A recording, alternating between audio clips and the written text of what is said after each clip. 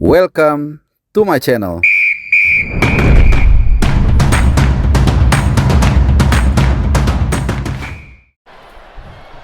Ya teman-teman semua, pertandingan antara Indonesia dan Arab Saudi baru saja berakhir.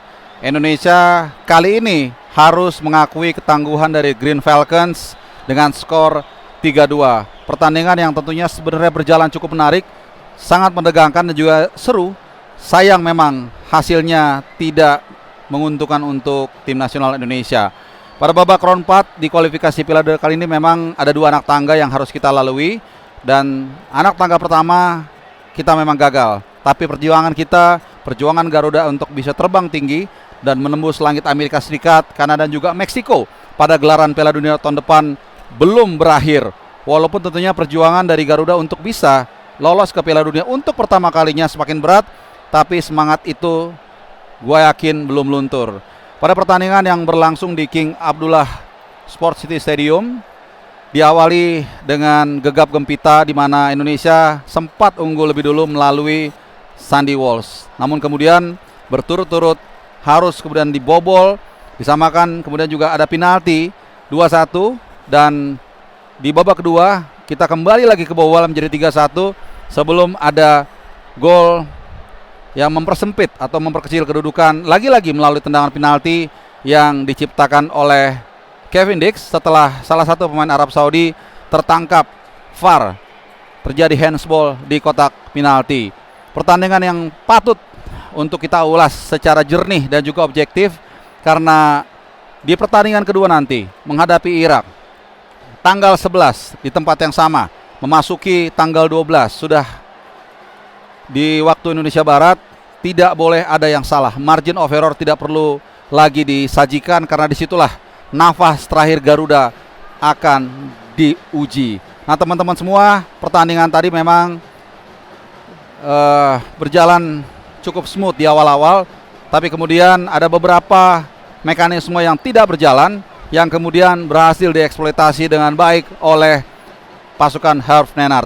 Sisi kanan dari pertahanan Garuda adalah area yang paling sering dieksploitasi oleh Green Falcons, di mana di situ ada peran ataupun pemain dari Malut United, yaitu Yakob Sayuri, yang memang harus bekerja keras luar biasa, pontang-panting menjaga pertahanan dari Garuda. Dan area di sini tidak banyak dilakukan perubahan sampai menit ke-85. Dan juga tentunya kita sempat ada harapan di penghujung laga di sekitar menit 80 akhir, ketika salah satu pemain mereka bernomor punggung 23, pemain dari Saudi, yang mendapatkan kartu merah karena mengulur-ngulur waktu dan kemudian melakukan protes berlebihan. Namun sayang, situasi ini tidak bisa dimaksimalkan oleh tim nasional kita untuk setidaknya menyamakan kedudukan. Perjalanan yang sudah begitu jauh buat tim nasional kita sejak round pertama, round kedua, round tiga, round keempat memang belum berakhir. Tim nasional kita, pemain kita, fans kita yang hadir juga di sini memang lelah. Kita memang kalah hari ini, tapi kita belum menyerah. Masih ada satu final destination yang harus kita jalani menghadapi Irak, agar kita bisa setidaknya teman-teman mengunci posisi 2 untuk lolos ke round 5. Kita tidak mau menyerah, kita akui kita kalah hari ini, tapi kita akan terus berjuang di pertandingan nanti.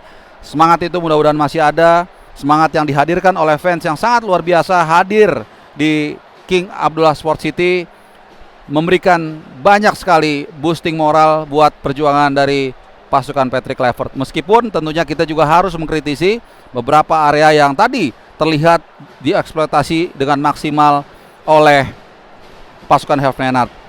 Beckham Putra, starter di pertandingan kali ini, cukup mengejutkan. Bagaimana dia tidak banyak melakukan impact selama babak yang pertama, namun kemudian ya baru diganti di awal babak yang kedua. Padahal hampir sepanjang babak pertama dia tidak terlalu banyak memberikan kontribusi, bahkan beberapa kali juga hilang bola, kemudian juga terjadi benturan-benturan yang ya tentunya sulit untuk dimenangkan, mengingat para pemain Saudi memiliki keunggulan stamina dan fisik baik di preparation mereka selama FIFA Matchday kemarin menghadapi Ceko dan juga Makedonia Utara, dan juga tentunya secara postur mereka memang cukup kuat. Kemudian juga kita lihat bagaimana peran dari Mark Locke tadi yang sempat membuat kita dak-dikduk, dan bahkan ada satu momentum ketika ada lemparan ke dalam, tandukannya tidak sempurna sehingga direbut oleh pemain Arab dan kemudian menjadi gol di babak yang pertama. Kartu kuning juga membuat kita takut, dia mendapatkan kartu merah di babak yang kedua. Ya beruntung kita bermain sampai dengan akhir pertandingan dengan 11 pemain, justru lawan yang kena kartu merah, dan sekali lagi sayangnya kita gagal memanfaatkan momentum tersebut. Patrick Kluivert mencoba untuk mengeluarkan kartu asnya yaitu Ole Romney di akhir pertandingan dan memberikan sedikit impact, ya, karena memang seperti yang kita banyak prediksi di ulasan-ulasan gue sebelumnya, Ole mungkin memang bisa main, ya, tapi kalau kita melihat di official training kemarin bagaimana dia juga terlihat pemanasan terpisah, ya, ini menunjukkan bahwa dia belum fit 100%, ya, dan kita berharap walaupun hari ini belum ada hasil yang sesuai dengan apa yang kita harapkan, tapi mudah-mudahan nanti saat kita menghadapi Irak, kita harapkan Ole lebih sembuh lagi dan kemudian pemain-pemain lainnya juga bisa tampil lebih maksimal. Banyak sekali catatan-catatan juga yang harus kita imbuhkan, ya, di kesempatan kali ini. 3 hari adalah waktu yang cepat yang harus dimanfaatkan oleh Patrick Kluivert agar kesalahan-kesalahan yang terjadi di pertandingan kali ini tidak terulang. Karena kalau kita seri apalagi kalah menghadapi Irak, maka pupuslah sudah perjalanan Garuda yang sudah begitu jauh terbang dari round 1 sampai dengan kali ini. Dan tentunya ini juga sedikit mengecewakan mengingat pertama kalinya selama kualifikasi Piala Dunia, selama round 1, selama round 2 dan juga round 3, bahkan sampai round 4, baru kali ini timnas Indonesia unggul lebih dulu, mencetak gol lebih dulu, tapi kemudian di akhir pertandingan kita kalah. Bahkan kita juga gagal mengulangi nostalgia ketika di tempat ini. Gue juga saat itu hadir 1 tahun yang lalu, tepatnya bulan September 2024, ya, di pertandingan pertama sekali di round 3.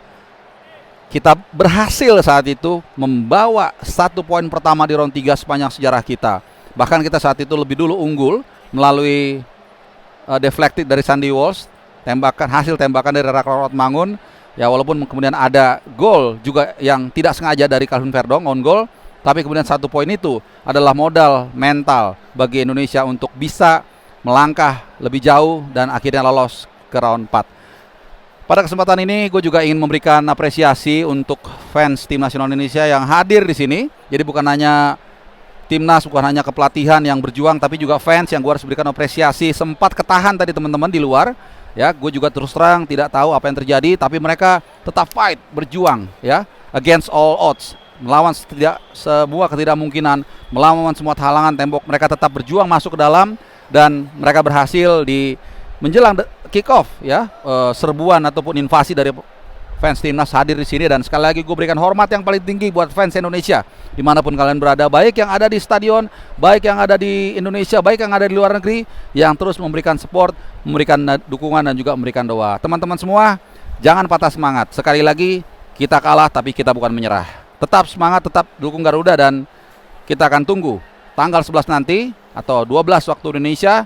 Kita akan berikan all out semua yang terbaik untuk Garuda. Terima kasih teman-teman. Untuk sementara ini gua out dulu dan kita akan ketemu lagi di kesempatan berikutnya. Adios.